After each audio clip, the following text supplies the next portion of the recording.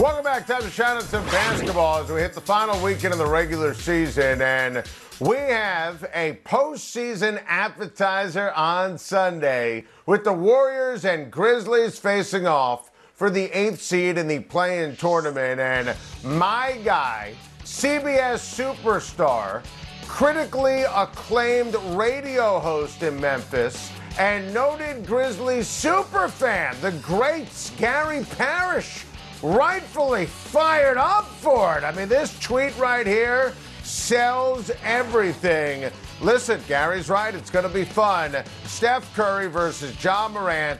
This is going to be cool. Postseason ambiance, absolutely. Give me Steph.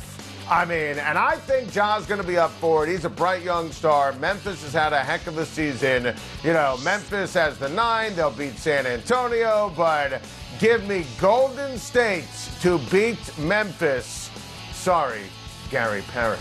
Last night was a sensational night in the NBA, setting up both a delicious and a delirious weekend, highlighted by the race for the 4, 5, 6 seeds in the Eastern Conference. And with the Heat and the Hawks taking care of business, and the Knicks trailing the Spurs by double digits, looked like the Knicks would be the big losers of the evening.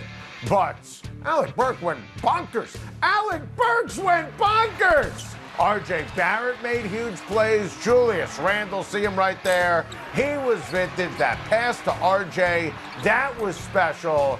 Tom Thibodeau's team roared back, took care of business to get a major win and to keep hope alive for that coveted 4 seed.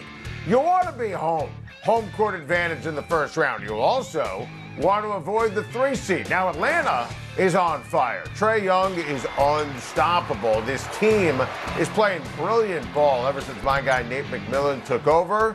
Now the Knicks have the Hornets and the Celtics this weekend.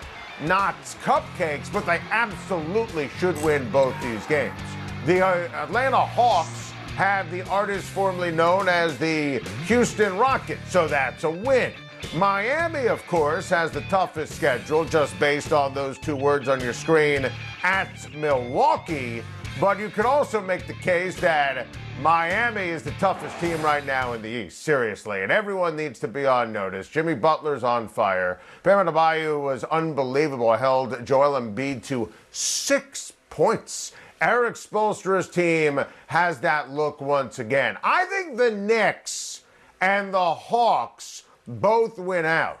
I think Milwaukee beats the Heat. That would mean the Knicks would get the 4 seed, and that would mean my Knicks are going to win around this postseason. It better happen. Packers coach Matt LaFleur met the media today with rookie minicamp starting, and I felt terrible for him. Obviously, the topic of conversation wasn't about rookies, and it certainly wasn't anything mini.